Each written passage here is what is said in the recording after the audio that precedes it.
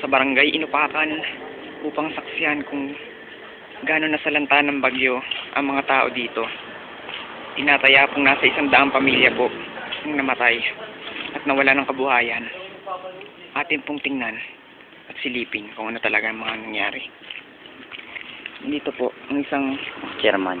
Ako po ang chairman ng barangay na ito at nakikita po natin mahigit 100 ang nawala ng bahay at pumayag naman po sila magpa-interview isa-isa. Atin po silang silipin sa kanilang tinitirhan.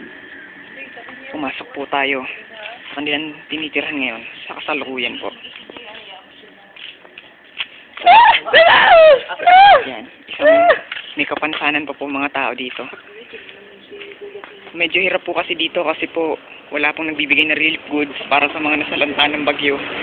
Pero okay naman po, nakakaraos po sila sa araw-araw. Ito po, isang pahinante po dito, kargador ng bigas. Ito po. Ay, yan ho kanina yan eh. Hindi ko po ako alam masagasaan ng sakyan. Ikaw ako kasi kanina, nagiinom po kami ng dalawa. Kinausap ko po yung mahal ko naman kasi yung kinausap ko. Mahal ko talaga siya, kinausap ko. Yun, nabangga. Nagpakabangga. Medyo magulo po ang kwento niya, pero po, pagtsagaan na po natin. Kasi po, ito po yung sinasabi niyang nasagasaan. Yan. Nakita po naman po natin siya, naparalisa.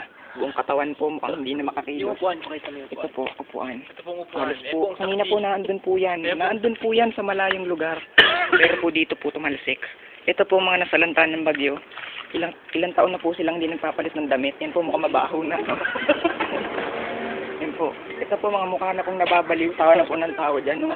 Kahit wala naman pong pinagtatawanan. Perfecto. Yan po.